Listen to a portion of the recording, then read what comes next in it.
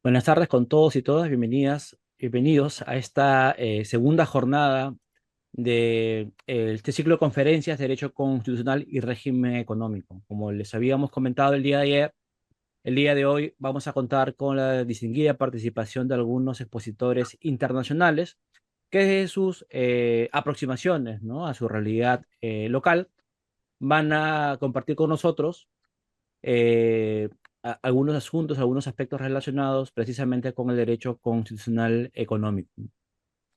El día de hoy la dinámica será similar a la del día de ayer. Vamos a contar con la participación de tres expositores: el doctor Marcos Mauricio Córdoba, la doctora Magdalena Correa Henao y la doctora María Sofía Sagüez. Después de cada intervención, que durará aproximadamente unos 20 minutos, vamos a contar con una intervención a modo de comentario o pregunta por parte del magistrado y director general del Centro de Estudios Constitucionales, el doctor Ochoa Carlos, ¿no? Así que, dichas estas palabras y dándoles bienvenida nuevamente a nombre del magistrado César Ochoa Cardiff, director general del Centro de Estudios Constitucionales, y del mío propio, ¿no? Les presento a nuestro primer expositor de la tarde, que es el doctor Mauricio Córdoba, ¿no? El doctor Marcos Mauricio Córdoba es decano de la Facultad de Derecho y Ciencias Políticas de la Universidad Abierta Interamericana de Buenos Aires y es profesor emérito activo de la Universidad de Buenos Aires. El tema sobre el cual disertará el día de hoy es abuso del derecho y libertad de contratar. Adelante, doctor Córdoba. Buenas tardes a todos y un especial agradecimiento al Tribunal Constitucional del Perú, con el cual me une un vínculo eh, solvente desde hace mucho tiempo, y por supuesto al magistrado César Ochoa Cardich por permitirme estar en este prestigioso panel integrado por las otras expositoras que garantizan un tratamiento serio y responsable de una de las cuestiones que desde mi punto de vista despiertan la mayor tensión en el derecho, como es la que se produce entre la seguridad y la justicia, entre las reglas y los valores, e incluso entre la economía y valores extrapatrimoniales u otros valores. Esto requiere una especial atención, porque no se trata exclusivamente de la aplicación de ideas jurídicas a la resolución de casos concretos, sino que de esto dependen decisiones que abarcan una universalidad en la relación de los negocios sociales jurídicos. La Constitución del Perú, la Constitución en vigencia desde el 1 de enero del año 1994, tiene algunos elementos que demuestran una especial atención en cuestiones de derivación estrictamente económica. Tal el caso del contenido normativo de su artículo 62, que establece la libertad de contratar, garantizando que las partes puedan pactar válidamente según las normas vigentes al tiempo de la contratación. Esto ha tenido una trascendencia económica importantísima. Si nosotros hiciéramos un análisis de la inversión extranjera en Perú, comparándola incluso con la inversión extranjera de otros países de la región, en el caso de la República Argentina, vamos a ver que en Perú, en el año 2001, la inversión extranjera directa alcanzaba una cifra aproximada a los 11.800 millones de dólares estadounidenses.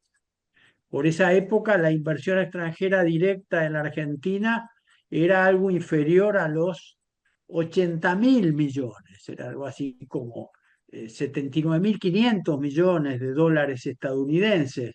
Es decir, se multiplicaba la cifra por el 750%.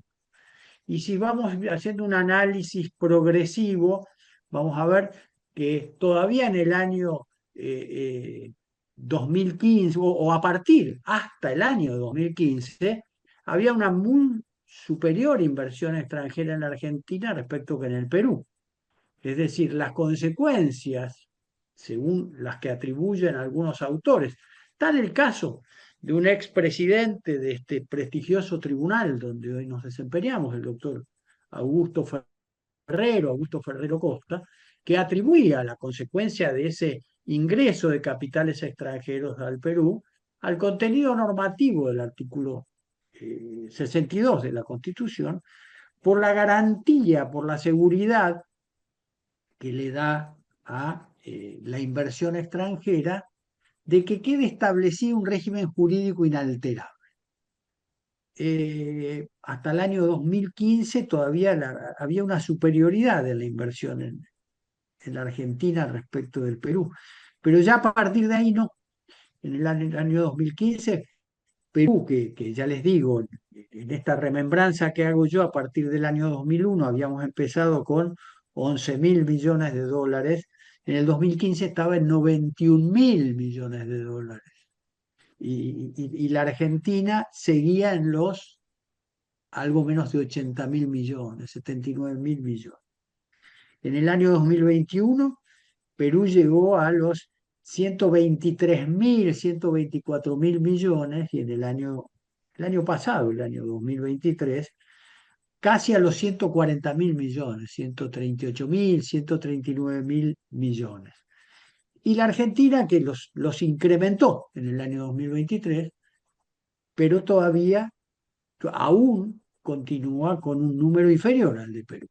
Si nosotros hiciéramos un análisis territorial, geográfico, expansivo, etcétera, etcétera, nos resultaría difícil encontrar la razón en algo que no fuese la certeza de las consecuencias de los actos jurídicos. ¿Por qué? Porque si bien es cierto que hay una enorme inversión en Perú destinada a la minería, en la Argentina también hay una capacidad minera notable, pero que no alcanza porcentajes mínimos de las que alcanza el Perú. En definitiva, el hecho de que las obligaciones contractuales queden sometidas según las reglas establecidas al tiempo de pactarlas, para muchos autores han implicado una reminiscencia a el derecho consecuente del Código francés. Es decir, el pacto es ley para las partes y es inalterable y es inamovible. La Argentina avanzó en otro sentido, o no avanzó en un sentido tan claro. Quiero aclarar esto. No es que el Perú se haya olvidado de aspectos extrapatrimoniales. Si nosotros analizamos el artículo 61 de la misma Constitución, vamos a ver, por ejemplo, que hay una protección contra la posición dominante, es decir, hay una atención de la vulnerabilidad. No se trata crudamente de dejar establecido algo que pueda llegar a dañar valores de jerarquía superior. Pareciera que la Constitución peruana logra un equilibrio, logra una armonía. Sin embargo, los juristas siguen discutiendo sobre las virtudes, el mérito o el desmérito del contenido del artículo de su Constitución. La Argentina claramente demuestra hoy en esta constitucionalización del derecho civil, del derecho privado, un fuerte avance hacia lo que algunos de los autores del nuevo código, los autores del nuevo código en realidad hemos sido 100, pero ha habido una comisión expresa de 3 miembros designados por el Poder Ejecutivo, el presidente de la Corte en ese momento, el doctor Lorenzetti, la doctora Camelmacher de Carlucci y la doctora Elena Hayton de Nola. Atribuyen a esta formación de la estructura jurídica ha producido un diálogo normativo, un diálogo de fuentes entre las que se integran algunas de diferentes jerarquías. Y así es que, si bien se parte en la interpretación del derecho, de la letra de la ley, es siempre atendiendo a sus finalidades. Esto le ha permitido a la Argentina tiene una historia particular en el derecho. En el siglo XX, la Argentina se declararon 108 emergencias. Hubo 108 declaraciones de emergencia. Hubo más tiempos en que rigieron emergencias que tiempos en que no rigieron emergencias. Esto también en ese momento llevó a algunos autores a sostener que la Argentina hasta podría dejar establecido un derecho estable para las emergencias.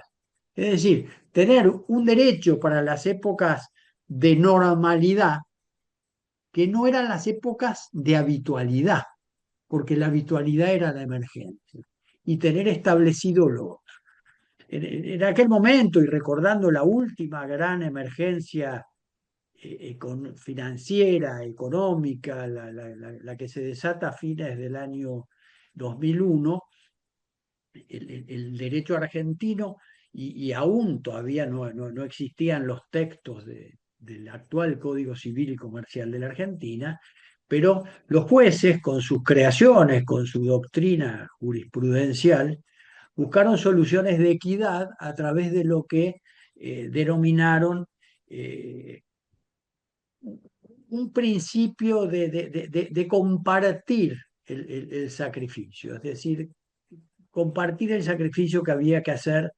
ante un esfuerzo compartido. Desde mi punto de vista, ese esfuerzo compartido no es otra cosa que el principio de solidaridad jurídica. La solidaridad jurídica, que no se encuentra expresamente establecida en la Constitución argentina y que se encuentra expresamente establecida en muy pocas constituciones del mundo. Por ejemplo, la del Perú, la de Italia, la del Perú en su artículo 14, la de Italia en su artículo 2. Perú hace una derivación de la aplicación del principio jurídico de solidaridad como una consecuencia de garantizar la educación, es decir, la educación fomenta la solidaridad. Italia lo trata con otra expresión, pero que provoca la misma consecuencia, al decir que el Estado garantiza la solidaridad en todos los ámbitos del ejercicio de los derechos y en todas las relaciones, no solamente las del Estado con los sujetos individuales, sino también de los sujetos individuales entre sí. Lo cierto es que esta inmutabilidad de las normas bajo las cuales se adquieren derechos y obligaciones otorga seguridad al sistema jurídico, otorga certeza de las consecuencias, otorga certeza de las consecuencias en cuanto a un análisis gramatical de la norma. ¿Qué ocurre cuando la variación de circunstancias causa que la consecuencia no se adapte a la finalidad tenida en miras o en cuentas al momento de la contratación? Porque eso pone en desequilibrio la relación entre seguridad y equidad. Podríamos decir la consecuencia entre seguridad y justicia. En la búsqueda de los juristas argentinos, la solución se ha querido encontrar a través del respeto de la finalidad. Yo me animaría a decir que lo que hoy la ley menciona como respeto a la finalidad, por analogía, es aquello que en el derecho más antiguo se hablaba como el espíritu del legislador, que es lo que el legislador ha seguido al establecer la regla. si en la Argentina hoy hay una preeminencia del cumplimiento de la finalidad respecto de la interpretación gramatical de la norma. Lo cierto es que si la finalidad global y general es un beneficio económico, sin lugar a dudas, que la teoría de los derechos adquiridos, la teoría de los derechos adquiridos va a tener preeminencia sobre la teoría de los actos cumplidos. Es decir, para un inversor extranjero, la teoría de los derechos adquiridos le garantiza cuál va a ser el resultado, aunque la circunstancia haya provocado una modificación en la finalidad. Entonces, a través de las reglas contractuales, puede garantizarse la evitación del riesgo que importa cualquier emprendimiento. Creo que lo que hay que poner una especial atención es que, por supuesto, que en el momento de la contratación, aún yendo a la teoría de los derechos adquiridos, al momento de la contratación, las cláusulas contractuales, los pactos contenidos en el contrato, deben ser según las normas vigentes, es decir, respeto del orden público imperante a ese momento. Ahora, ¿qué ocurre si el respeto del orden público imperante al momento de la contratación no es el mismo contenido del orden público imperante al momento de la ejecución? En el derecho argentino ha habido ya desde la época de la reforma, una reforma del Código Civil argentino del año 1968, el artículo 3 del Código Civil, se refería a la aplicación temporal del derecho. Y ahí hubo una gran discusión sobre si la aplicación del derecho era respetando los derechos adquiridos o la teoría de los actos cumplidos. Acá bajo otras denominaciones y siguiendo la idea de un autor extranjero, de Rouvier, trabajó muchísimo, un autor argentino ya fallecido, Luis Moisés de Espané, y en la última reforma del Código Civil y Comercial, o la construcción del Código Civil y Comercial actual, trabajó también mucho Luis Moisés de Espané, que fue seguido por dos autores, Julio César Rivera y Aida Kemmermacher de Carlucci, que ambos sostenían conclusiones diversas, pero partiendo de las citas de la misma autoría, que eran Rouvier y Moisés de Espané. Entonces, la postura de Rivera era más, en algo más afín con la de la Constitución de los Derechos Adquiridos y la de Aida Kemmermacher más acorde a la de los actos cumplidos. Lo cierto es que esta posibilidad tan firme, firmemente ejercida en la Argentina, de la construcción de la interpretación integrativa, lleva a algunos trascendentes autores del derecho, tal el caso del italiano Guido Alpa, a plantear la conveniencia o inconveniencia. Es decir, si bien Alpa es un defensor de los principios jurídicos y de los valores jurídicos y de la integración interpretativa, plantea como un dique de contención en cuál es el límite de esto. Porque si el juez tiene la atribución de, por interpretación integrativa, modificar las consecuencias del contrato, es el juez el que está construyendo el contrato para las partes. Y está construyendo reglas que además de no surgir de la voluntad de las partes, planteémonos nosotros cuál es la esencia del contrato. La esencia del contrato es la expresión de la voluntad coincidente. Entonces acá sería la voluntad de un tercero que además provoca efectos retroactivos cuando se producen ajustes en cuanto a las contraprestaciones.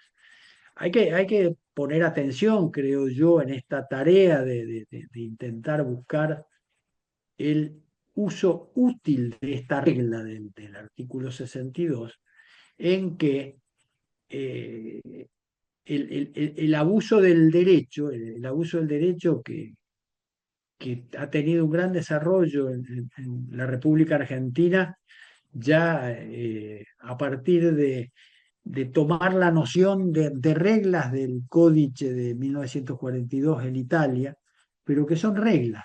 En el Códice son reglas, el abuso del derecho no es un principio general, el abuso del derecho está establecido para el uso de las aguas y para el uso de las tierras. El que tiene una vía hídrica en su predio puede utilizar de las aguas de manera tal de no afectar a quienes se encuentren aguas abajo.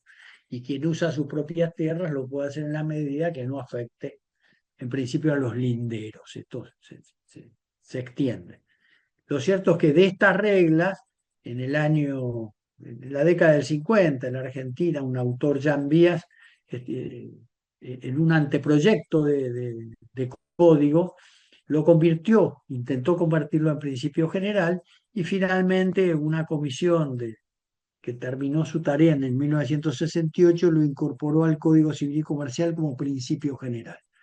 Italia hasta el día de hoy no lo tiene como principio general, el abuso o no abuso del derecho. Lo tiene como reglas particulares. Sin embargo, en el año 2009 se planteó una cuestión con las automotrices francesas que tenían las concesiones en contratos por tiempo indeterminado, donde las automotrices francesas provocaron la finalización del contrato de manera intempestiva. En la República Argentina hubo antecedentes, un primer antecedente, o el antecedente más recordado era Automotores Saavedra, que llegó a la Corte Suprema, donde se concluyó en que en los contratos por tiempo indeterminado, las partes que se habían sometido a esa regla, que era la indeterminación temporal, era la opción de las partes, podían finalizar con el vínculo en el momento que cualquiera de ambas las dispusiera. Ya en la década del 90, mediados de la década del 90, vuelve a plantearse una cuestión con los confeccionistas de ropas de trabajo, a los cuales se les impone un cese inmediato de la posibilidad de utilizar diseños y marcas. Y ahí, a través de la invocación del no abuso del derecho, de ese derecho de poder ponerle fin a la contratación, la justicia comercial, la Cámara Comercial, la Sala C, dispuso que ese ejercicio del derecho no podía hacerse de manera tal que provocara un daño evitable y que por lo tanto se podría haber ejercido a través de tiempos que dieran la suficiente posibilidad de reinserción en el mercado de la otra parte de los contratos.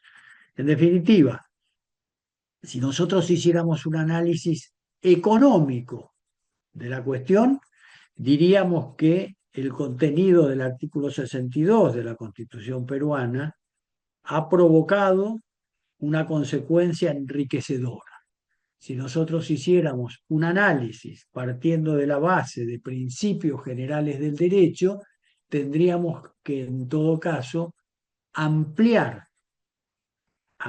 las consideraciones de manera tal de producir un equilibrio que aparentemente hasta ahora no ha satisfecho a la doctrina en su conjunto, pues esto sigue debatiéndose y con fervor en la doctrina peruana y en la de aquellos países que la miramos, la analizamos y intentamos comprender.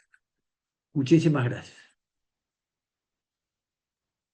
Muchas gracias, doctor Córdoba, por su disertación, además tan propia para nosotros, no tan interesante para quienes somos peruanos también, ¿no? Le doy la palabra al magistrado César Ochoa para que pueda hacer sus comentarios, o intervención o pregunta conforme considere. Adelante, doctor. En primer lugar, mi saludo a los panelistas y al público que nos está expectando. Profesor Córdoba, muy interesante su aproximación sobre la libertad de contratación, el artículo 62 de la Constitución peruana y sus efectos, sus impactos en la inversión. Es verdad que si leemos la Constitución, régimen económico, título tercero, encontramos este artículo 62 que declara los términos contractuales no pueden ser modificados por leyes u otras disposiciones de cualquier clase. No se refiere al juez, sino al legislador. Es decir, la ley no puede modificar los términos contractuales. Es decir, puede entenderse como un blindaje puro y duro a la libertad de contrato. En consecuencia, prevalece los valores de la libertad y la seguridad. Sin embargo, hay otras lecturas a nivel doctrinario del mismo texto constitucional, más allá del título tercero del régimen económico. Para empezar, en el título de derechos fundamentales, el artículo segundo incluye un inciso que declara que toda persona tiene derecho a contratar con fines lícitos siempre que no se contravengan leyes de orden público. Es decir, tenemos ahí un límite que pareciera que puede entrar en contradicción con el artículo 62, si es el orden público, que en clave constitucional, en nuestra jurisprudencia del TC, en algunas sentencias, se ha interpretado como orden público constitucional, es decir, los valores, principios y bienes jurídicos previstos en la Constitución, incluyendo los derechos fundamentales, de manera tal que la libertad de contratar no podría, por ejemplo, contravenir de otros derechos fundamentales. Y de otro lado, el principio de solidaridad que en la doctrina peruana fue estudiado ampliamente por Fernández Cesarego respecto al tema del abuso del derecho. Artículo 103 de nuestra Constitución prevé en su parte final que la Constitución no ampara el abuso del derecho, es decir, en términos bastante amplios, con lo cual sería un principio que Fernández Cesareo asociaba con el valor de la solidaridad. Consecuencia, si vamos a una interpretación integral de la Constitución, el tema no es tan sencillo como leer el artículo 62. Ya empieza la Torre de Babel y en la Torre de Babel entramos los abogados, ¿cierto? Para poner la luz ahí. Entonces, jurídicamente no parece pacífico el tema, aun cuando efectivamente nadie niega las bondades del régimen económico, así como también existen falencias en el régimen económico, porque todo tiene sus luces y sombras, ¿no? Hay déficits sociales también en el Perú, un país con gran estabilidad monetaria, por ejemplo, y un importante flujo de inversiones, pero también tenemos déficits sociales importantes en la salud, en la educación, en la seguridad social y en la infraestructura, ¿no?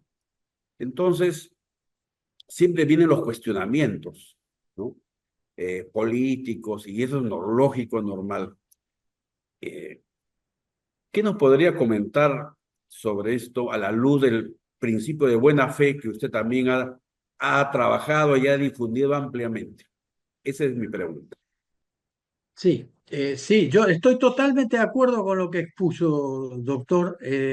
En algún momento yo hice mención que la Constitución de Perú tenía una armonía en la relación entre la cuestión económica, digamos, y los otros valores. Incluso hice mención a lo del artículo 14. Así es. Yo creo que el legislador constitucional peruano ha buscado un equilibrio y luego la aplicación de las normas a veces logra la finalidad y en otras cosas no. Ahora, en cuanto a esta cuestión, mire, hasta hace muy poco tiempo, eran muy pocos los países que veían la solidaridad como un principio general, muy pocos. Sí se veía como principio general fundamental la buena fe.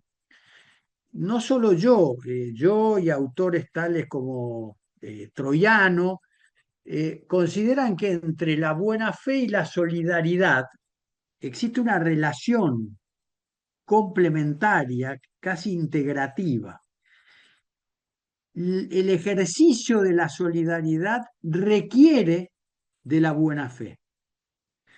Hoy, el obrar de buena fe, hoy, según normas legales del derecho positivo argentino, el obrar de buena fe requiere que al momento de la contratación las partes interpreten según lo que el otro puede estar interpretando. Y ponerse en el lugar del otro es ejercer la solidaridad. La solidaridad es hacerse cargo de las necesidades de otro. La solidaridad implica hacerse cargo de las necesidades y tiene una consecuencia económica favorable. ¿Por qué? Si al momento de la contratación las partes se colocan no solo desde la posición de sus intereses, sino también de las del otro, están aportando a efectos de la continuidad de la relación. Y la continuidad de la relación importa una economía por evitar el costo de la sustitución del otro cuando el otro se fuga del vínculo. No sé si soy claro en esto. En una oportunidad se me consultó al respecto en la Florida International University, donde allá se veía en el derecho de los Estados Unidos, no hay un requerimiento de buena fe en la etapa precontractual. El requerimiento de buena fe es la etapa de ejecución del contrato o de conclusión del contrato, pero no en la etapa contractual. En la etapa contractual, las partes pueden ir solamente en la búsqueda de su interés individual. Yo lo que planteaba es que, y ponía como ejemplo a dos grandes productoras de bebida gaseosa, que si una de ellas, la más antigua y poderosa, al momento de contratar a sus distribuidores, le impone todas las condiciones, luego de un tiempo va a venir la otra y a su distribuidor le va a ofrecer algún pequeño beneficio más y se lo va a llevar.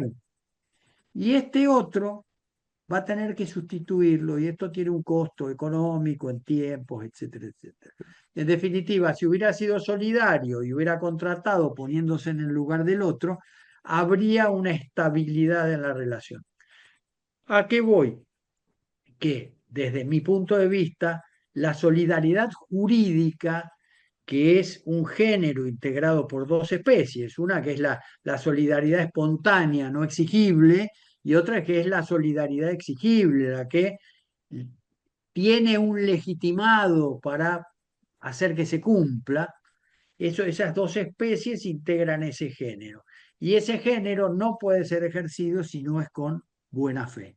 Es decir, con respeto de la consecuencia de la apariencia que nuestro proceder ha indicado.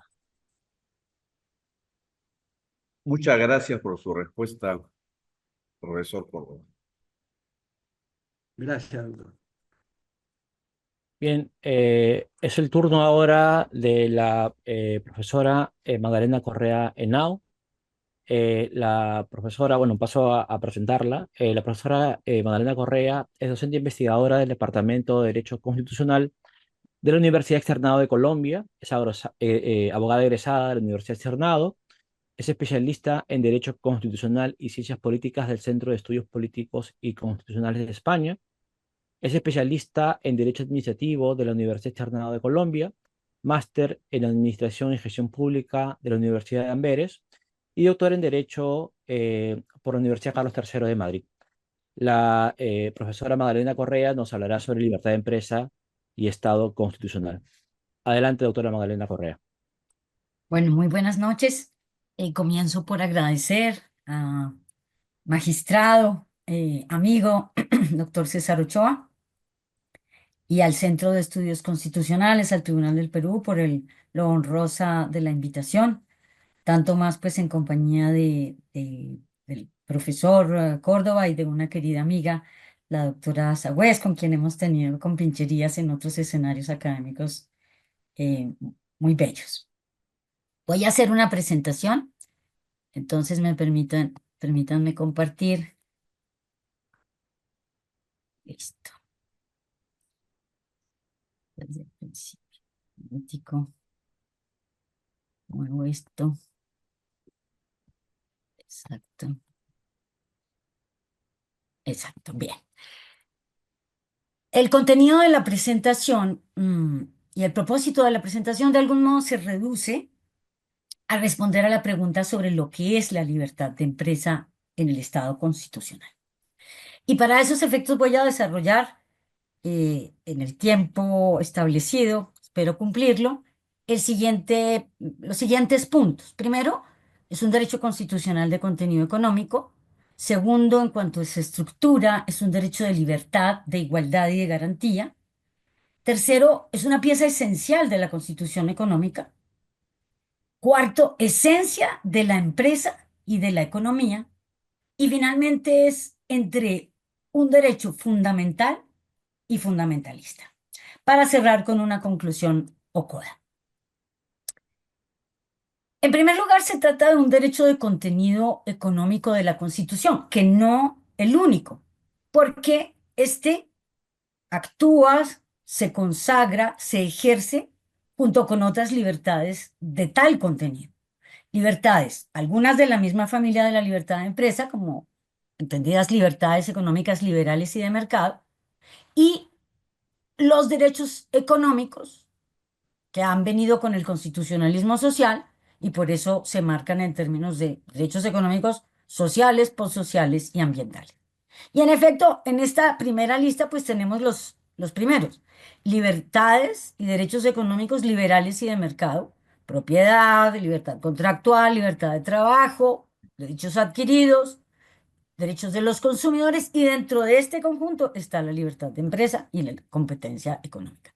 Y los de la otra categoría, que también son derechos económicos, pues los que se han venido consagrando en las constituciones asociados con los derechos de los trabajadores, pero también de campesinos, propiedad colectiva, derecho al desarrollo, etcétera, incluyendo, lo hago expresamente dentro de esta categoría de los derechos ambientales, que creo que la mejor manera de contemplarlos y concebirlos es como derechos económicos. El común denominador de ellos, ¿cuál es? Que todos asignan un conjunto de facultades, garantías, derechos a algo, distintas posiciones jurídicas en todos los casos para desarrollar actividades económicas. Segundo, la libertad de empresa es un derecho con una estructura que, simplificada, por supuesto, la podríamos plantear en términos de es una libertad, es un derecho de libertad, de igualdad y de garantía. En la Constitución colombiana esto se aprecia con claridad porque aparece consagrada en primer lugar su posición jurídica de libertad, actividad económica e iniciativa privada libres, pero a ella se acompaña también de la garantía de la libre competencia, que sustancialmente consiste en igualdad de oportunidades. Em, Asimismo, es que el valor como base del desarrollo de la empresa y, en fin, un conjunto de mandatos de intervención al Estado a los efectos de proteger la libertad económica, como se denomina, como se nombra en la Constitución colombiana, la libertad de empresa. Algo parecido, por supuesto, encontramos en la Constitución del Perú, en ese poderosísimo artículo 58 constitucional, al consagrar, digamos que en el marco de la economía social de mercado, un concepto que, vamos que no conozco los antecedentes del proceso constituyente peruano, pero claramente que viene de fuera, viene de Alemania y de una concepción de la ordenación económica que se ha venido decantando en Europa con algunos matices respecto del modelo original, pero en efecto así se consagra en la Constitución del Perú como una libre iniciativa privada y un mandato de nuevo por parte del Estado para su desarrollo, para su promoción. En la definición de libertad económica que la Constitución, que la Corte Constitucional colombiana se ha tomado este concepto general, conforme al cual la libertad económica es la facultad de realizar actividades de carácter económico según las preferencias con el propósito de un beneficio económico, crearlo, mantenerlo o incrementarlo. Y la definición propiamente dicha de libertad de empresa, pues ya precisa en que esa actividad está relacionada con la producción o prestación de bienes y servicios que se intercambian en el mercado con miras a la obtención de ese beneficio. Los componentes de la libertad de empresa, la forma como se estructura en su interior, contempla la libertad contractual a la que en efecto se refirió el doctor Córdoba y que hace parte fundamental de este derecho, la libre iniciativa privada y la libre competencia. En este punto de la libre competencia, pues se destacan posiciones jurídicas ya específicas asociadas con la concurrencia en el mercado, con la libertad de ofrecer condiciones y ventajas en el mercado y de poder contratar a los efectos de obtener ventajas en el mercado y en el ejercicio de la actividad plural y competitiva. Esto mismo lo encontramos en efecto en la Constitución, digamos que quizás con mayor riqueza, en la Constitución del Perú, cuando se hace referencia en ese 59 a ese mandato de intervención en favor de la libertad de empresa y de otras libertades por parte del Estado. Y en el artículo 60, cuando como principio, trayendo a cuento como esas diferenciaciones del alcance normativo que hacía el doctor, referencia del doctor Córdoba, ya como un principio ese pluralismo económico, es decir, fortalece aún más la noción y la importancia de un mercado competitivo. Y otro tanto, es decir, esto a su vez se refuerza con la consagración expresa como posiciones jurídicas específicas propias en el 61 la libre competencia y en el 62 la libertad de contratar. Tercero, entonces vemos así que nos encontramos con unas posiciones jurídicas de libertad, libertad de iniciativa, de igualdad en cuanto protección de igualdad de oportunidades para el ejercicio de las libertades económicas y tercero, garantía en cuanto al deber de intervención del Estado para propiciar el ejercicio adecuado de las libertades económicas. El tercer punto es derivado de lo anterior, por tanto se convierte en una pieza esencial de la Constitución económica, tanto formal como material. Constitución que, digamos que se ha definido de una manera un poco tautológica, tanto por la doctrina como por la jurisprudencia, en el sentido de esas normas básicas fundamentales que definen la estructura y funcionamiento de la actividad económica.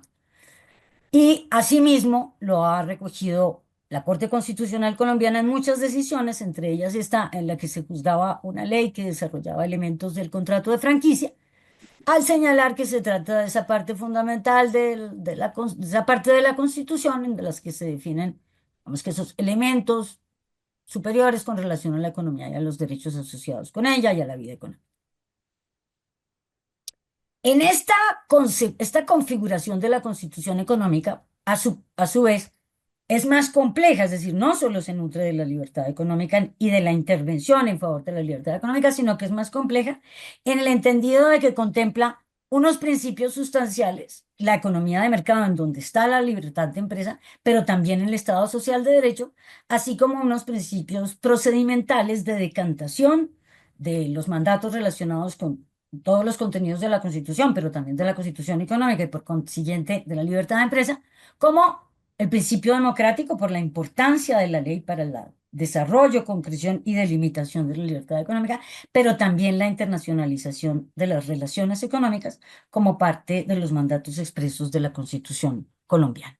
Entre nosotros se dice que este conjunto de elementos conforma o deja ver que el orden económico constitucional ha establecido un modelo de economía social de mercado, tomando, digamos que usando la expresión que hacía a su vez la Constitución del Perú, pero que no está consagrada expresamente en la nuestra, pero sin embargo resulta reflejo de estos principios identificados en la Constitución en cuanto a sus contenidos económicos. Esta sería entonces la estructura y dentro de esa estructura, pues por supuesto, la libertad de empresa hace parte, elemento fundamental de la Constitución económica en su conjunto, pero dentro de ellos del principio de economía de mercado.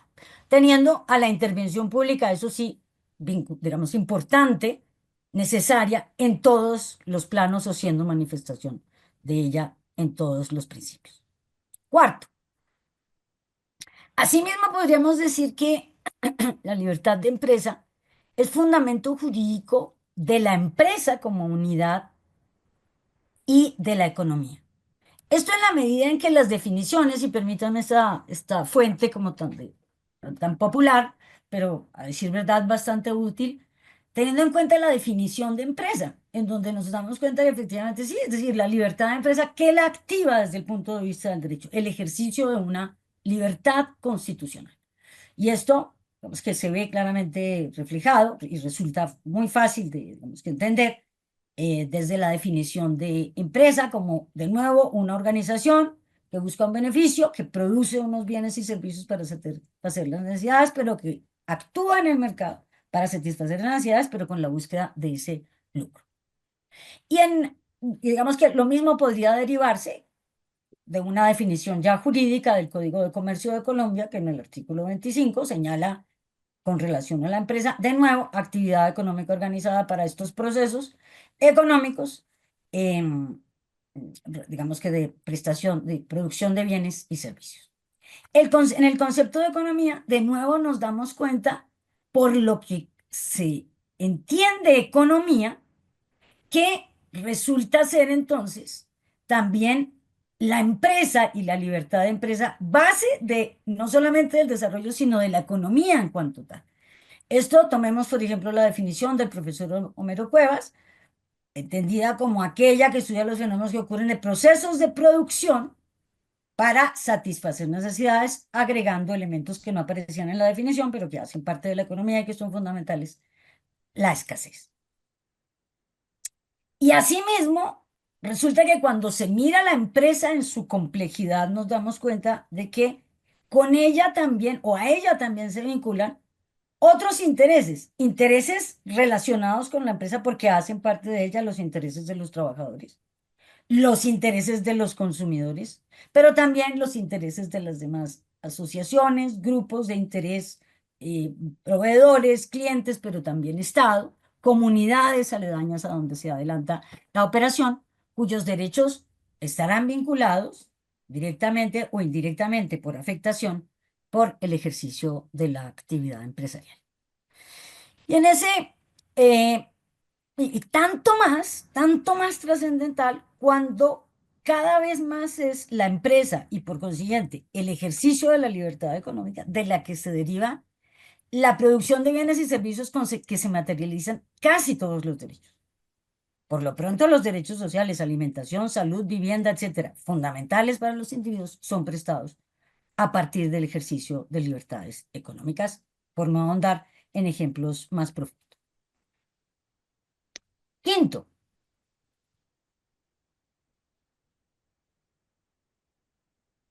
la libertad de empresa, el elemento quizás, digamos que más sensible de esta figura, se encuentra en su naturaleza jurídica. ¿Por qué? Y esto de algún modo, ya digamos que es más una tesis o una lectura a partir de la observación, del conocimiento, es que se trata de un derecho entre fundamental y fundamentalista.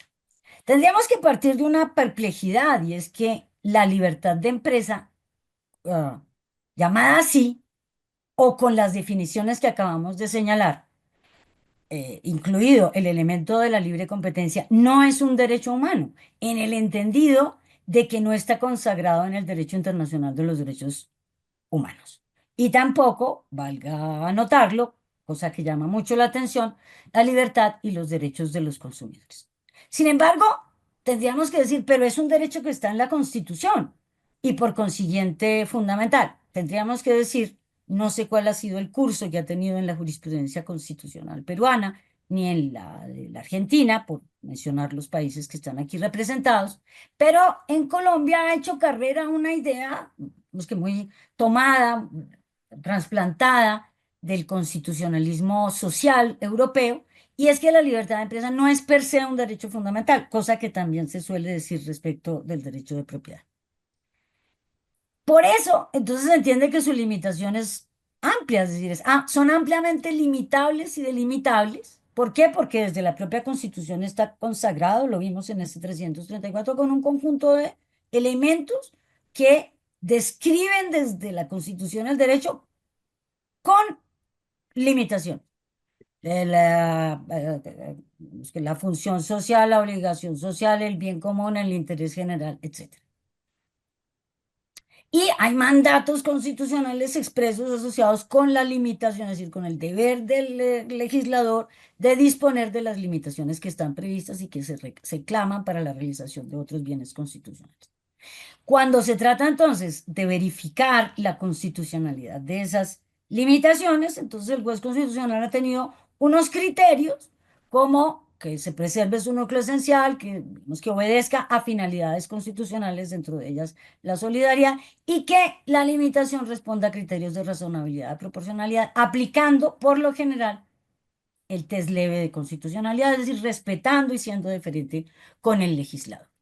Esto, a pesar de, y aquí viene el argumento de que eso es una forma de entenderlo muy estrecha, porque está olvidando la función que se deriva del ejercicio de todas las libertades y derechos económicos, pero hacemos referencia a la que es objeto de este análisis, también la libertad de empresa. En tanto en cuanto a las libertades económicas en general, pero también esta, cumplen una función trascendental, digamos que objetiva, pero enfaticemos en la personal, en la individual, familiar, digamos que incluso microempresaria, pero también incluso corporativa. Pero, digamos, no, en dimensión humana, en la dimensión humana, que puede alcanzar estos tres niveles, ¿para qué sirve la libertad de empresa y para qué sirven las demás libertades y derechos económicos? Sirven primero para cumplir un deber, que es el deber de trabajar. ¿Y eso qué significa? Es un deber que está asociado con que los estados democráticos, sociales, de economía social de mercado, por más sociales que sean, le imponen a cada individuo el deber de velar por sí mismo y por sus necesidades. Pero también que ocuparía, digamos que esencialmente el mismo componente, porque también a través de las libertades económicas y de los derechos económicos, pero entre ellas de la libertad de empresa, se puede satisfacer el mínimo vital, es decir, fruto del propio esfuerzo y de los beneficios adquiridos por la actividad económica empresarial, se satisfacen las necesidades básicas. Pero como en el constitucionalismo no estamos pensando en estos niveles tan mediocres, sino en algo, digamos que más valioso, también porque a partir de las libertades económicas y dentro de ellas de la libertad de empresa que se configuran condiciones de dignidad humana. Es a partir de su ejercicio que se autoconstruyen esas condiciones para vivir con dignidad. Por tanto, hasta aquí formularía la tesis de que en esa dimensión humana, la libertad de empresa debe considerarse, quizás, si no el más, de los derechos fundamentales. Pero a la vez tiende a ser una libertad fundamentalista. Porque aquí en este cuadrito tan colorado habíamos destacado la dimensión humana que debe ser considerada como fundamental. Pero de ahí en adelante queda la otra enorme dimensión de la libertad de empresa, que es la libertad de progreso, que es todavía bastante benévola, pero también la libertad de hacerse también inmensamente rico. Y aquí es donde se empieza a tornar esta construcción fundamentalista. ¿Y por qué fundamentalista? Primero, porque hay un principio muy poderoso que está a la base de todo el discurso constitucional, de los estados constitucionales, de todas las libertades y, por supuesto, desde sus orígenes de las libertades económicas. El principio pro libertate. Todo lo que no está prohibido está permitido. Y eso es maravilloso, pensemos en libertad de conciencia, de pensamiento, de investigación. Pero en libertades económicas tendríamos que decir también. Así se consagra en el artículo 6º constitucional con muchas reiteraciones, es decir, la Constitución plasma ese principio de muchas maneras y en muchas disposiciones, y también lo encontramos en la Constitución del Perú. Me imagino que habrá otras referencias, pero lo encuentro en ese segundo 24, nadie está obligado a hacer lo que no está impedido ni prohibido por la ley. De modo que tenemos esto. Claro que es limitable, pero si no hay ley que la limite, se trata de una libertad absoluta. Y aquí tenemos que decir, sale en esa discusión tan interesante que acaba de tener lugar, doctor Córdoba, doctor Ochoa, en torno de los deberes constitucionales que en nuestra Constitución contemplan. Eso a lo que ustedes hicieron referencia, no abuso del derecho, respeto a los derechos ajenos, principio de solidaridad. Así lo encontramos en el 95 constitucional de manera expresa, pero como deberes constitucionales. ¿Y cómo se hacen efectivos los deberes constitucionales? Ese es el punto. ¿Qué poder normativo per se tienen sin que haya intervenido la ley? Es decir, ¿quién los concreta? ¿Será que los puede concretar cualquier operador jurídico o prima facie estaría llamado a ser concretados por el legislador? Habrá casos clarísimos como los que los deberes asociados con la tributación, pero ¿qué decir con relación a la solidaridad o a la protección de los recursos culturales y naturales? ¿Será que será un asunto objeto de interpretación o que reclama de nuevo reconducirse al principio de legalidad para la salvaguarda de las libertades? Y en lo demás tendríamos que decir, también se torna fundamentalista. ¿Por qué? Porque la finalidad que hemos visto descrita desde un principio es el animus lucri facienti. Y por tanto, eso que hablamos de la libertad de hacerse rico, lo único que hace es exacerbar ese propósito. Es tomar algo que viene del antropocentrismo, del homo económico, si es la búsqueda de la maximización de la utilidad, que no está convirtiendo en otra cosa la libertad de empresa, sino llevándola esa finalidad a sus máximas consecuencias. Por tanto, ¿en qué escenario nos encontramos? Que del conjunto de libertades y derechos económicos que mencionamos al principio, la única que resulta prevaleciendo para quienes pueden ejercerla plenamente es la libertad de empresa. Porque en lo demás, la libertad de empresa pura, porque en lo demás no hay mucha libre competencia, porque no hay la regulación ni la intervención suficiente y porque hay sobre todo competencia, pero muy imperfecta. Porque la libertad contractual, a decir verdad, no es plena en la medida en que los grandes actores económicos pues imponen contratos de adhesión y cláusulas abusivas que por supuesto serán llamadas a ser controladas por el derecho, pero no siempre esto opera. Y en los demás, pues la libertad de profesión o oficio también están sometidos a límites, los derechos de los consumidores son de configuración legal sustancialmente, la flexibilización laboral impera en los derechos de los trabajadores y qué decir de las eternas disputas en torno a los derechos económicos de campesinos y comunidades. Por esto entonces digamos que encontramos fenómenos tan, digamos que tan sorprendentes como los carteles que fíjense a quiénes afectan, o sea, afectan a toda la comunidad con independencia de sus condiciones de existencia. Doy el ejemplo de los carteles que han sido, digamos que identificados en Colombia: cemento, pañales, papel higiénico. Es decir, ¿qué hay ahí? ¿Delincuentes? No, es decir, bueno, hay gente que se porta bastante mal y que incumple el derecho, pero ante todo es una expresión de la búsqueda de la máxima utilidad posible, aún a expensas de, digamos que la satisfacción de necesidades tan importantes como estos bienes representan. Y por eso las respuestas de la relación entre empresa y derechos humanos, pues, digamos que dejan mucho que desear. En el orden interno, la respuesta de la Drittwirkung siempre inmediata, es decir, por lo general, tiene que intervenir el Estado. Se puede reclamar, pero por vía de exigirle al Estado que imponga limitaciones, mandatos, responsabilidades. Muy problemática, muy discutible la Drittwirkung inmediata. ¿Por qué? Porque implica digamos que una relación directa entre los titulares de derechos humanos y la empresa. Y en el derecho internacional, peor, es decir, menos que lo mismo. ¿Por qué? Porque el derecho internacional económico, y ustedes lo mencionaron, ha sido un derecho que ha logrado, en el caso colombiano, mutar la Constitución, porque ha convertido y ha creado ya no garantías a los derechos adquiridos, doctor Gordón, sino garantías a las expectativas, como una garantía profunda y robusta a la que usted hizo referencia. Así se ha visto a partir de votaciones constitucionales que ha admitido el juez constitucional y así de algún modo una lectura, digamos, un poco antipática de la Constitución del Perú también lo podríamos ver con relación a este artículo que hace referencia a la inversión nacional y extranjera. Por eso tenemos casos tan sorprendentes como aquellos en que el juez constitucional tiene la garra, la fuerza, toma la decisión de proteger los páramos, pero prontamente, 5 años después de la minería, pero 5 años después, por razón de esta decisión, somos condenados ante el CIAE. Y finalmente, en el derecho internacional, pues vamos a encontrar elementos excesivamente blandos.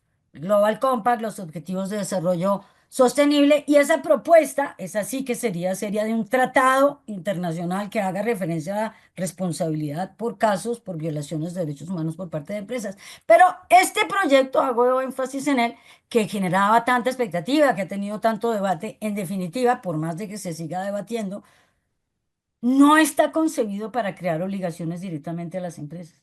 Entonces, a decir verdad, ¿cuál será la diferencia? Y en lo demás, se trata de otros instrumentos muy blanditos, incluso el mejor de todos ellos, el de los principios rectores de Naciones Unidas de 2011. ¿Y por qué blanditos?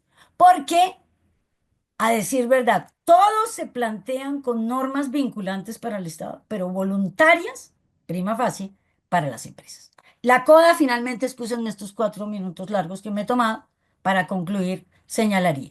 Por tanto, a falta de premisas fácticas, porque por supuesto que esto debería cambiar en la base, por el propio mercado, por la propia actuación de los actores económicos, por la solidaridad y no abuso del derecho motu propio de los actores económicos.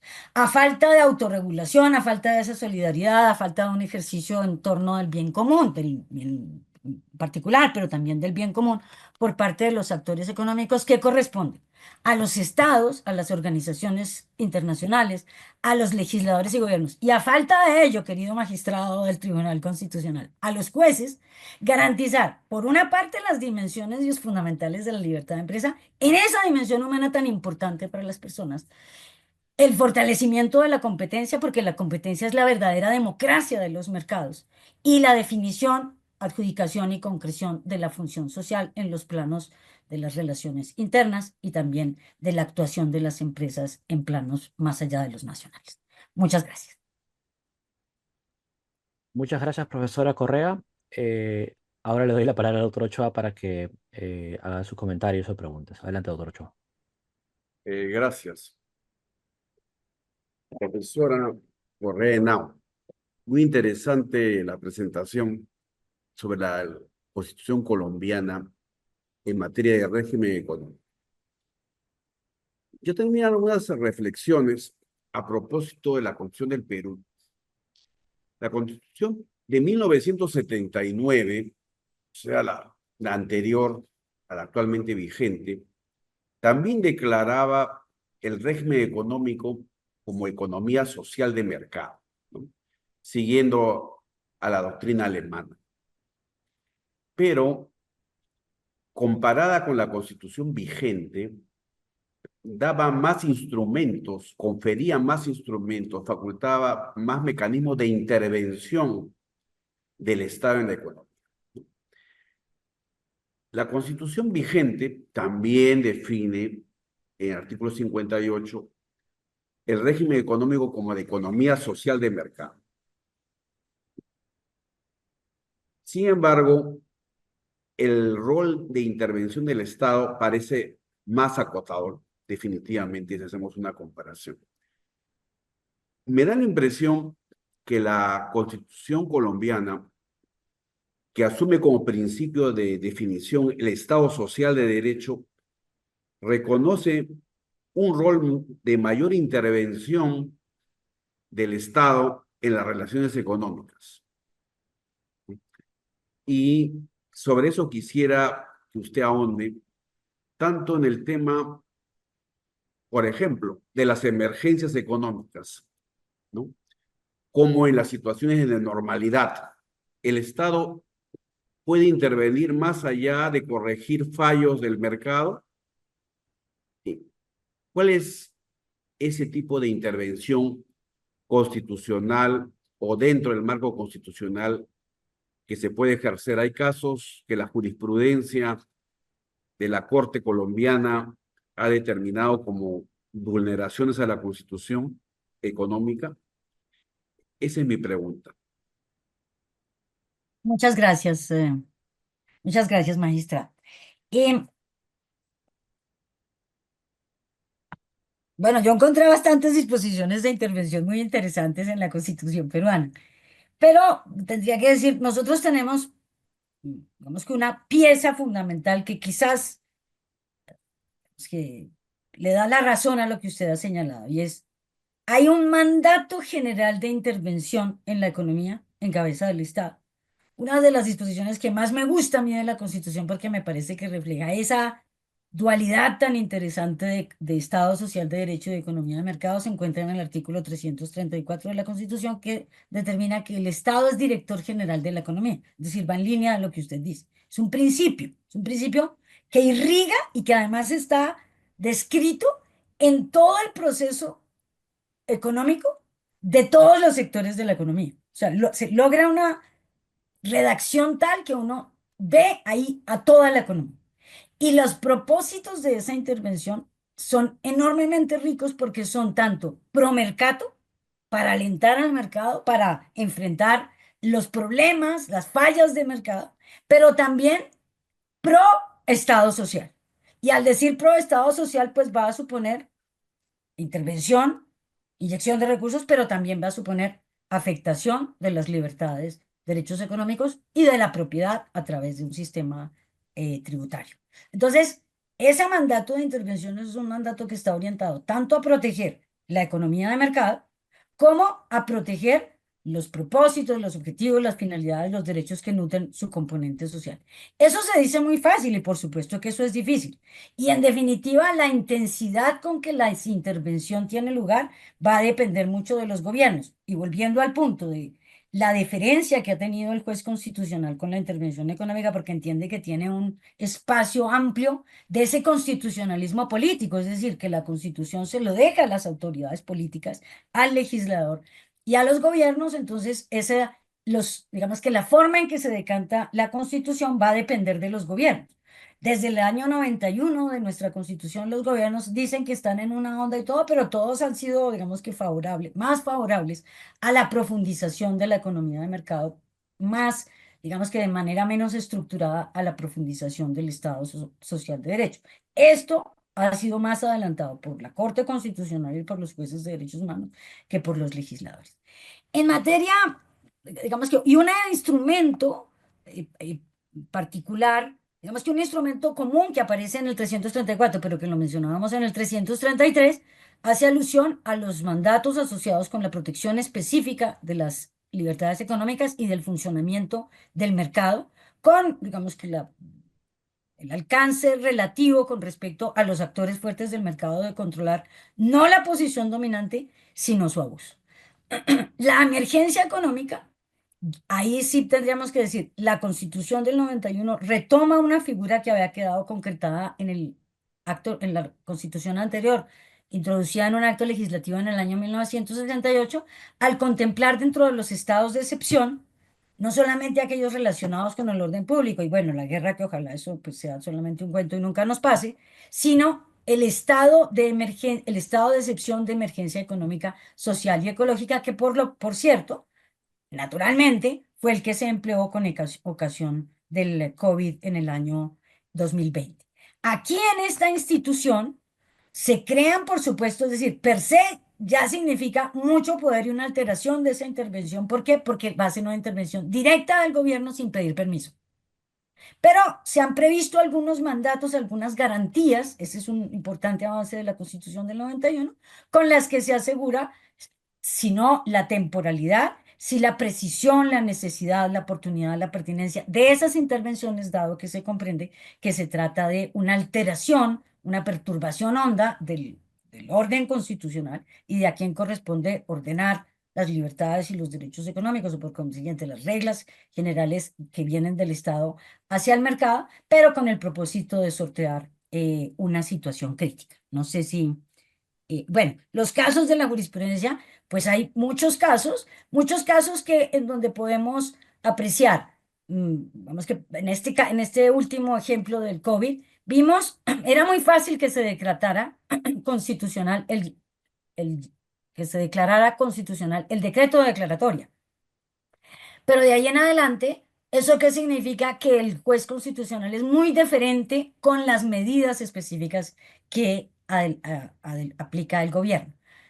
Lo estricto de la jurisprudencia suele ser en el decreto que activa el mecanismo excepcional, pero con relación a las medidas específicas suele ser muy diferente. Y en materia de otras decisiones, pues podemos encontrar casos importantes en donde se han declarado inconstitucionales, por ejemplo, tratos diferenciados entre empresa pública y empresa privada, con medidas que buscan favorecer la empresa privada en determinadas circunstancias, pero también, y esto digamos que pone de presente como los movimientos ideológicos y las de mayorías que existen en cabeza de la Corte Constitucional, decisiones previas en las que ha sido muy diferente con la intervención fiscal y tributaria, es decir, respetuosa de las decisiones del legislador en la medida en que en términos generales se preserven los principios tributarios, pero recientemente ha empezado a tomar decisiones que buscan proteger y amparar el patrimonio, a decir verdad, en este caso que les estoy mencionando, si más no estoy 389 del año 23, el patrimonio de las grandes empresas. Muchas gracias por su respuesta. Gracias, profesora Magdalena Correa. Ahora es el turno de la doctora María Sofía Sagüez. Voy a proceder a presentarla con su CV. La doctora María Sofía Sagüez es doctora en Derecho, summa cum laude por la Universidad Católica Argentina y Master of Law por la Universidad Georgetown University, Washington, D.C. Es profesora en cursos de posgrado en diversas universidades argentinas. Es secretaria letrada de la Corte Suprema de Justicia de la Nación y autora de numerosos capítulos de libros colectivos y artículos en publicaciones diversas. Doctora María Sofía Sagüez, le cedo el uso de la palabra. No, realmente muchísimas gracias. Es un enorme honor para mí participar de este evento del Tribunal Constitucional de un país al que considero un país hermano, como muchos de los argentinos, del Tribunal Constitucional de Perú y especialmente el Centro de Estudios Constitucionales.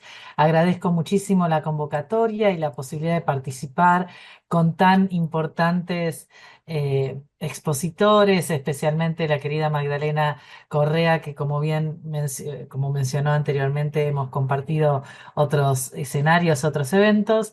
Y muchísimas gracias por la oportunidad de debatir este tema de derecho constitucional y régimen económico.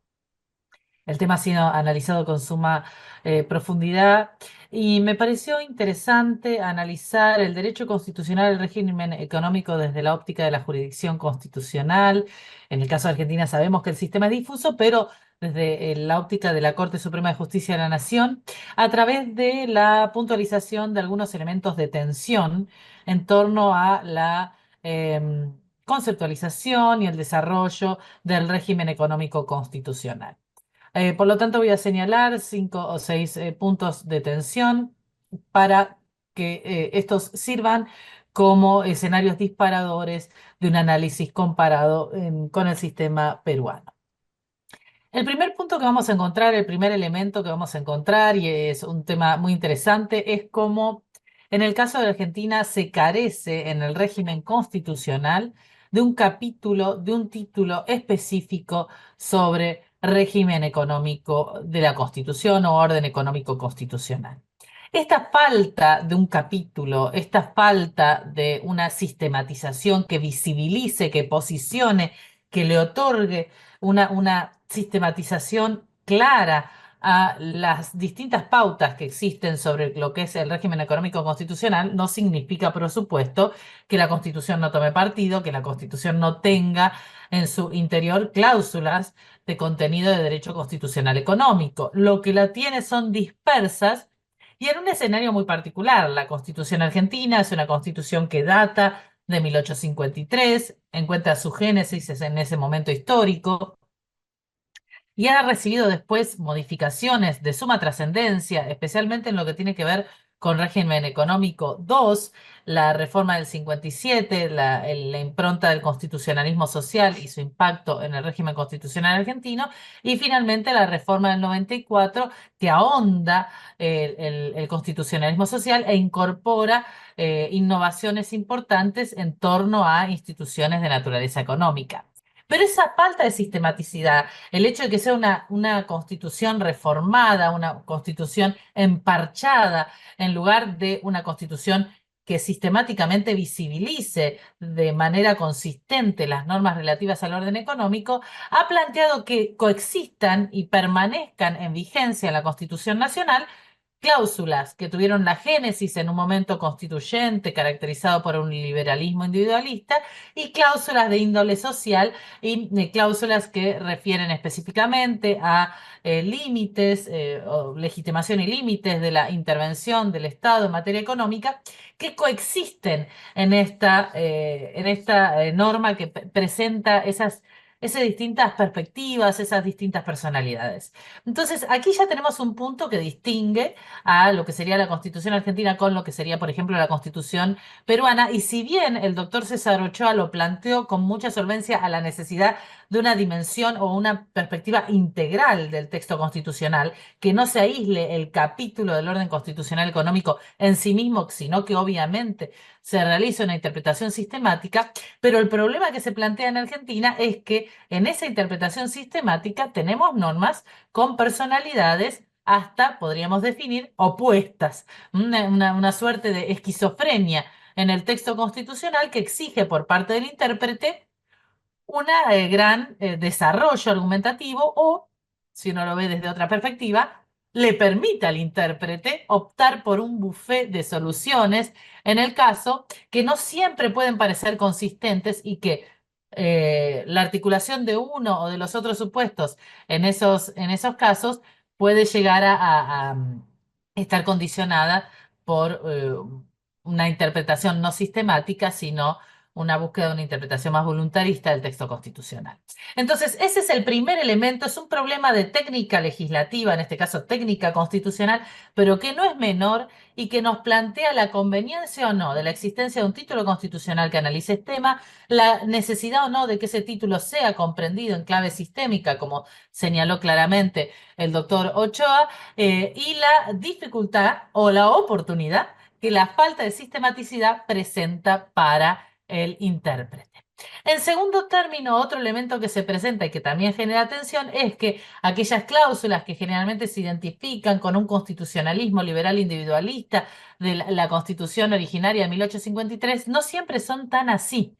Aquí hay una falacia de representación en la voluntad del constituyente, sobre todo en la persona de Alberdi, que fue una de las fuentes más importantes en la Constitución histórica argentina, y se lo identifica muchas veces a la figura de Alberdi como una figura neta y puramente liberal individualista, cuando en realidad incluso la figura de Alberdi participa fuertemente en debates doctrinarios e interviene en una generación que al momento del dictado de la Constitución tuvo un impacto muy fuerte, la denominada generación del 37 en Argentina, que redactora de una obra que era el dogma socialista y en cuya obra, en lo que es la cláusula del progreso, donde se analiza las bases para el progreso económico, interviene específicamente Alberdi. Entonces, Alberdi, que es presentado en términos históricos como una figura netamente liberal, en realidad en su actuación histórica coyuntural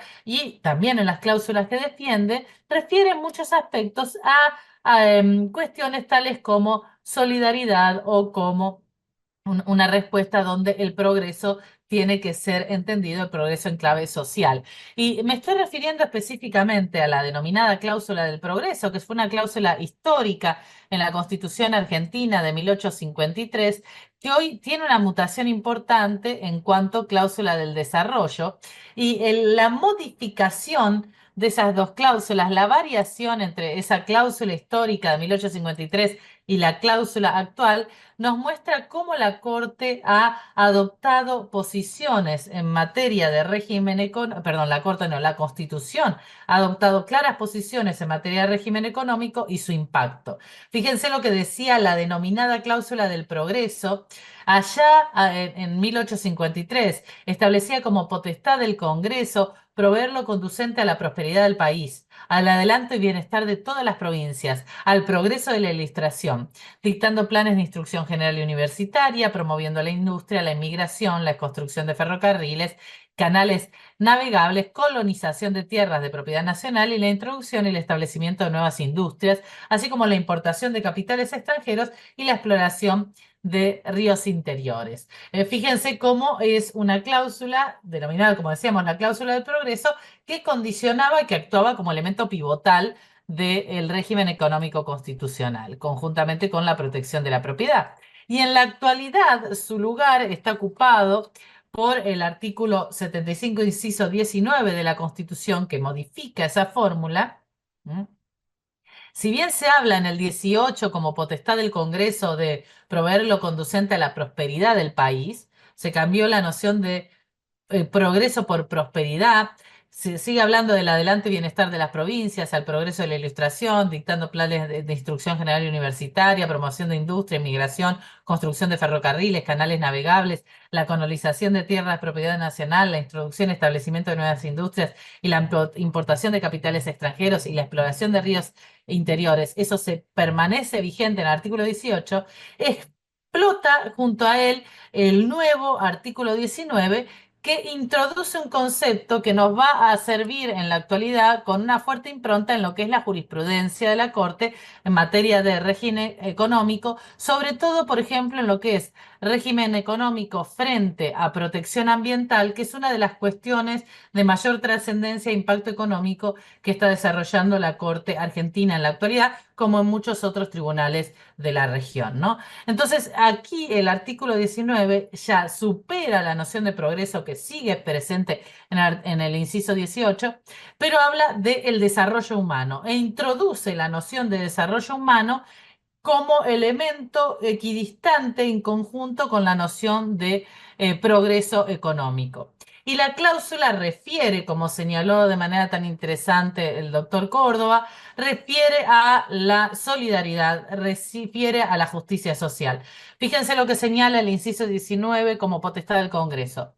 Proveer lo conducente al desarrollo humano, al progreso económico con justicia social, a la productividad de la economía nacional, a la generación de empleo, a la formación profesional de los trabajadores, a la defensa del valor de la moneda, un tema muy interesante porque actualmente, en el estado actual del gobierno, del partido político o de la línea política que está ejerciendo el gobierno, esta defensa de valor de moneda es enfatizado como uno de los pilares en torno a la determinación de la política económica del país, ¿no? A la investigación y desarrollo científico y tecnológico, su difusión y aprovechamiento. Agrega, proveer al crecimiento armónico de la nación, al poblamiento de su territorio, promover políticas diferenciadas, acá hay una proyección de la idea de equidad y solidaridad, diferenciadas que tiendan a equilibrar el desigual desarrollo relativo de las provincias y regiones. Para esas iniciativas, el Estado será cámara de origen.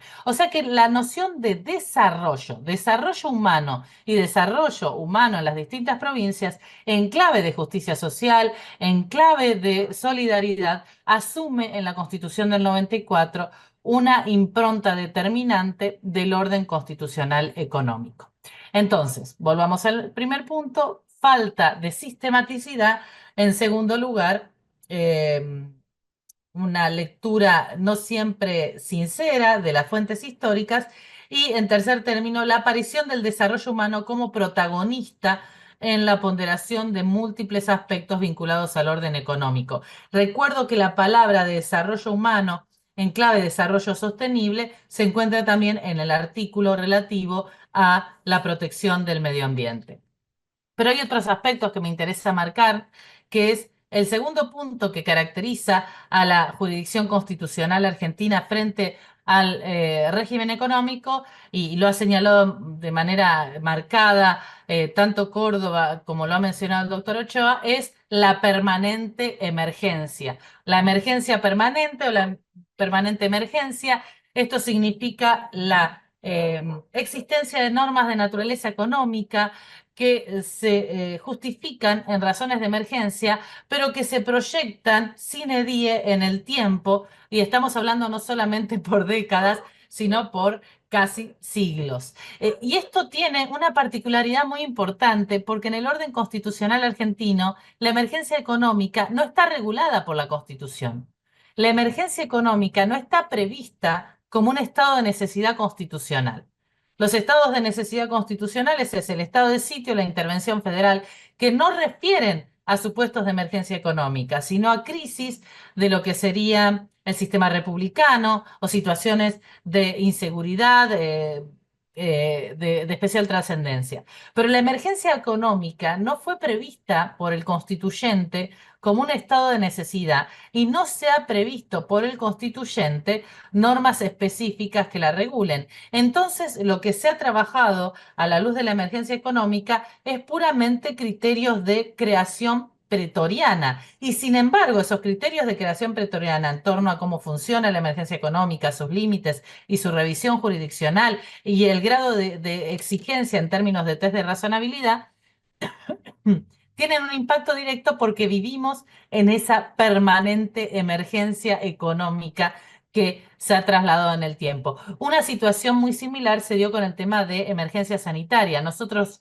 en la época de COVID, en la pandemia COVID-19, no teníamos una institución de estado de emergencia por emergencia sanitaria, se había dictado una ley, pero de manera sumamente ambigua, y se tuvieron que utilizar herramientas de estado de emergencia para otras situaciones, pensadas para otro tipo de situaciones, que aplicadas a la emergencia sanitaria a veces no resultaban eficientes por desproporcionadas o incluso por resultar menos idóneas o menos efectivas en términos del objeto que se estaba tratando. Entonces, estamos en una situación de esquizofrenia normativa, con contradicciones de momentos históricos determinados, conflictos de normas, la falta de una previsión específica de la herramienta de emergencia económica y esta falta de previsión del constituyente permanentemente pone en jaque el accionar de la justicia constitucional o, por otro lado, implica una gran oportunidad creativa de la justicia constitucional.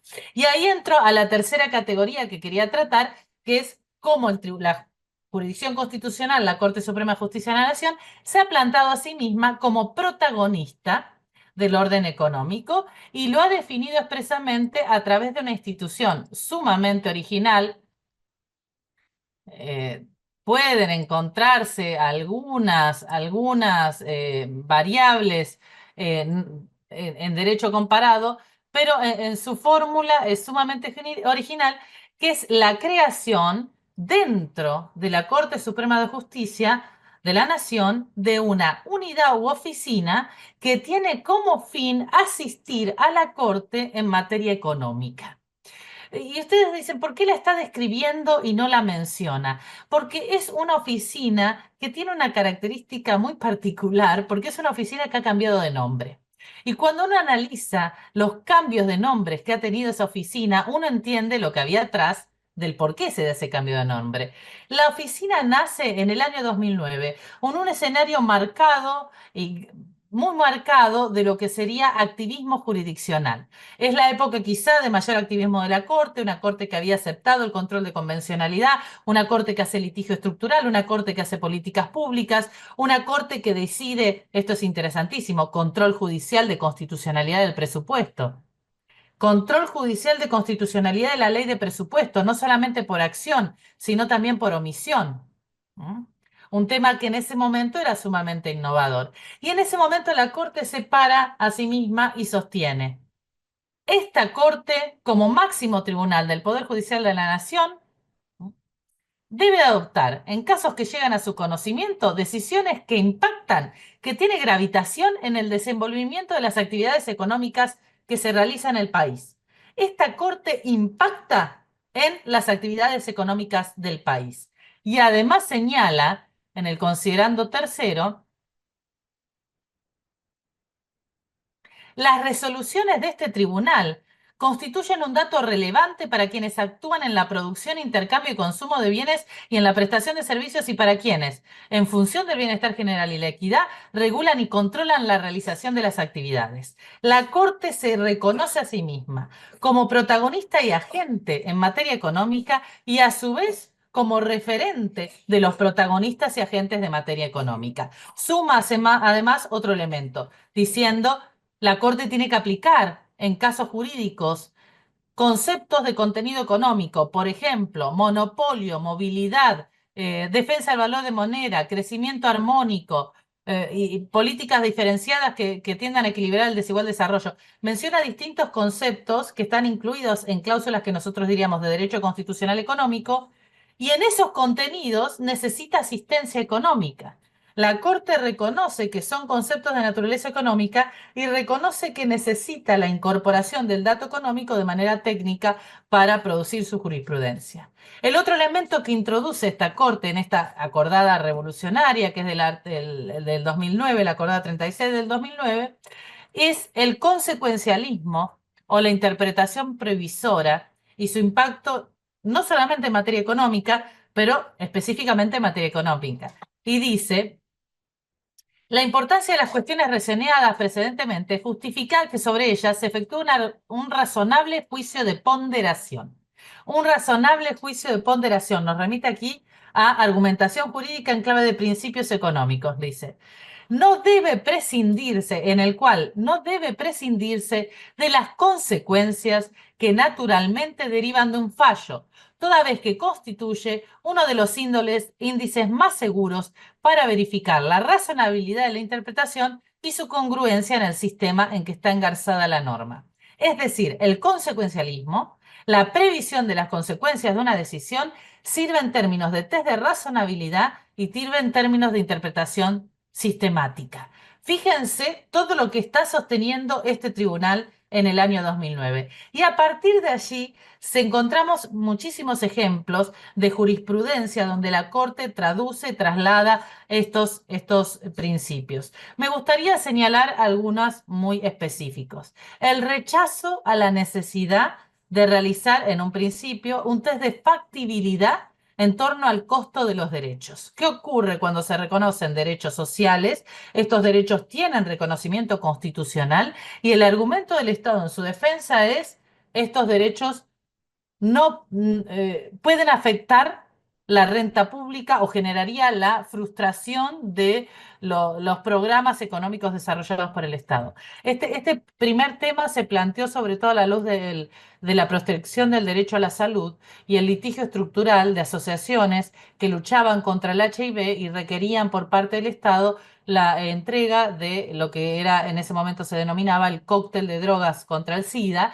Estamos hablando del año 2000, el caso Asociación Bengalensis. El Estado dijo: no puedo enfrentar esto porque esto es carísimo, no tengo recursos. La Corte no analiza el artículo 2 del Pacto de Derechos Económicos, Sociales y Culturales, sino que sale por la tangente con un tema de: el Estado no demostró no tener recursos disponibles. O sea, una cuestión probatoria, prácticamente, como sabemos, muy difícil de encontrar en términos de la insolvencia del Estado y todas sus consecuencias, pero fíjense cómo de ese momento la posibilidad de que el test de factibilidad de los derechos en términos costos sea analizado por la jurisdicción constitucional fue rechazado. Distinta fue la solución que se adoptó recientemente. Voy a citar un ejemplo. Creo que ya estoy en los 20 minutos. Juan Manuel, si es así, me podés hacer algún gesto simpático, por ejemplo. ¿Estamos bien? ¿Estamos en los 20 minutos? Me das 2 minutitos para cerrar, iba a decir un montón de cosas, pero ¿qué es el recurso a sentencias modulativas para morigerar el impacto económico de una decisión? Y lo vamos a encontrar, por ejemplo, en el caso García. El caso García fue un caso muy revolucionario porque les tocó el corazón a los tributaristas, ¿no? Porque era un caso sobre aplicación del impuesto a las ganancias para los jubilados. Y lo que se discutía es si los jubilados debían pagar el impuesto a las ganancias. Tácitamente, en ese caso, lo que estaba en duda es si podía considerarse renta o ganancia la jubilación o el salario. Y detrás de esta argumentación, imagínense el impacto económico que estábamos hablando en términos de recaudación de renta pública. Si la Corte llegaba a sostener que la jubilación no podía ser considerada renta, que era el argumento troncal de la demanda, bueno, estábamos a un paso de que el salario tampoco sea considerado renta y con esto lo que íbamos a terminar era en un impacto económico muy importante. La Corte lo que realiza en ese caso es una modulación de la pretensión, altera la pretensión y lo que resuelve es que no analiza, la cuestión había sido declarada de puro derecho por el juez de primera instancia, es decir, no se había producido prueba. Y sin embargo, la Corte lo que hace es sostener que en el caso de algunos jubilados, adultos mayores o jubilados con enfermedades, como eran vulnerables, había una discriminación estructural que justificaba medidas de acción positiva como sería que no paguen ganancias. Fíjense la construcción que realiza la Corte alterando y modulando la pretensión de la parte. Y entonces termina estableciendo un estándar que no aniquila la posibilidad de el reclamo de ganancias a la renta o a la jubilación, pero que de alguna manera contiene a los jubilados vulnerables. En definitiva, quise plantear algunas de las tensiones, lo que sería la falta de sistematización, lo que sería el recurso al dato económico de manera técnica, la emergencia permanente, la exigencia del consecuencialismo en la interpretación en materia económica y la problemática del test de factibilidad, donde se pasó de una negación absoluta de que la jurisdicción constitucional realice ese test de factibilidad a su aplicación en términos de modulación de las pretensiones constitucionales. Bueno, muchísimas gracias. Muchas gracias, doctora Sagüez, por su brillante disertación. Le doy la palabra al doctor Ochoa para que pueda hacer su comentario o pregunta. Adelante, doctor. Sí, profesora Sagüez, muy interesante la reflexión sobre la permanente emergencia, ¿no? Que también el profesor Córdoba abordó en su exposición, que ocurre en Argentina y también en otros países de la región. Si vivimos en permanente emergencia en algunos países, el estado de necesidad es fuente de derecho. ¿Cuál es el sustento de los jurídico constitucional de los llamados decretos de necesidad y urgencia?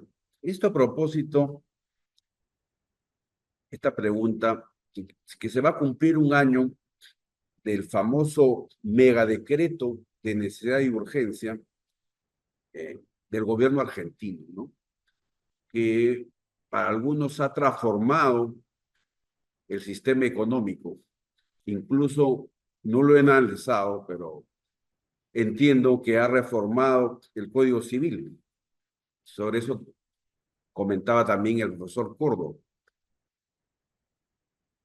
¿Cómo se sustenta este poder presidencial o hiperpresidencialismo a través de los decretos de necesidad y urgencia y cómo los ha entendido la Corte Suprema de Justicia de la Nación?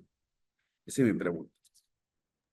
Bueno, muchísimas gracias por la pregunta. Los decretos de necesidad de urgencia existían, obviamente, fueron una construcción antes de la reforma del 94. No estaban previstos como una herramienta constitucionalmente válida, pero sí existían en los hechos. Se había producido toda una construcción en torno a sus posibilidades de control por parte del Poder Judicial, al principio negatoria y luego se habían establecido algunos estándares. El problema que ocurrió es que en la reforma del 94 fue una reforma creada sobre un consenso entre dos grandes líderes políticos y entre esos puntos, uno de los aspectos de negociación fue la posibilidad de la reglamentación de los decretos de necesidad de urgencia. El fin de la reglamentación de los decretos de necesidad de urgencia en la reforma era limitar el hiperpresidencialismo. Sin embargo, como todos los elementos de control que estuvieron vigentes en la reforma del 94, su idoneidad como elemento de control fracasó. La reforma del 94, por ejemplo, introdujo el defensor del pueblo, que fracasó porque desde el año 2009 no tenemos la figura del defensor, no tenemos persona designada como defensor del pueblo, el Consejo de la Magistratura, el Ministerio Público Fiscal como Ministerio Extrapoder, que si bien está funcionando muy bien en múltiples aspectos, tampoco tenemos designado el Procurador General de la Nación. En ese caso sí hay un subrogante, pero hay una falencia de un órgano cabeza, es un órgano bicéfalo, pero una de las cabezas no está designada. Entonces, los mecanismos de control generados por la reforma del 94 no han sido articulados de manera eficiente, muchas veces por omisión o una actuación defectuosa del legislador. En este caso, la ley que regula la actuación de los procedimientos de aprobación de los decretos de necesidad de urgencia es una norma tramposa que lo que hace es legitimar a los decretos de necesidad de urgencia y que no garantiza un control idóneo. En la actualidad, por ejemplo, cuando judicialmente se intentó el cuestionamiento del decreto, el gran decreto del 70, ¿no? Del 2023, corríjanme si me equivoco, el 70, el mega DNU, lo que ocurría era que se estaba esperando, la jurisdicción constitucional, y usted va a entender a lo que me voy a referir, tenía que elegir entre si actuaba ella antes de que actúen los órganos constitucionalmente previstos para el control de los decretos de necesidad y urgencia, o si, por el contrario, dejaba el accionar de los órganos propios de control para después, en último caso, optar la jurisdicción constitucional. Como la legislación que controla o que regula el mecanismo de control de los decretos de necesidad y urgencia tiene trampas, por ejemplo, exige la negativa de las dos cámaras y en caso de que eso no se dé, el decreto se considera por aprobado. Al tener esas trampas, el mecanismo de control constitucional y legal no está funcionando de manera adecuada. En términos, ¿qué diríamos? En términos de ecuación política, aquello que se permitía como excepción y jurisprudencialmente antes de la reforma del 94 se legitimó con la reforma y no se garantiza un adecuado sistema de control. Entonces, ¿hemos limitado el hiperpresidencialismo? No. Lo hemos robustecido porque le damos una herramienta con apariencia de legalidad. Un gatopardismo ineficiente, para decirlo de alguna manera. ¿Cuál es la respuesta? Bueno, el robustecimiento de los adecuados mecanismos de control de la reforma del 94. Designar al defensor del pueblo, generar un mecanismo de funcionamiento de la comisión bicameral idónea. Lo que pasa es que tenemos una importante falencia del Congreso. El Congreso está en un escenario de desconstitucionalización, no está adoptando las normas necesarias, no pareciera que lo vaya a hacer y en este sentido toda la responsabilidad política se termina trasladando a la jurisdicción constitucional. Muchas gracias por su respuesta. Bien, con la respuesta de la doctora Sagüez, hemos concluido con esta interesante actividad académica. Creo que todos hemos salido, como el día de ayer, digamos, sumados los días, incluso más, ¿no? Fortalecidos, con un mayor conocimiento sobre las cuestiones vinculadas con la constitución económica y las particularidades que han tenido a bien compartirnos. Le agradecemos nuevamente al doctor Córdoba, a la doctora Correa, a la doctora Sagüez y al magistrado director general del SEC, César Ochoa Cardich, por haber generado este importante espacio. Y les invitamos a todos y todas las que nos acompañan a través de redes sociales o a través de esta conexión de Zoom a seguir las actividades del SEC a través de nuestras redes sociales. Ahí aparecerá también información sobre las otras actividades que en simultáneo venimos desarrollando. Muchas gracias y buenas noches con todos y todas.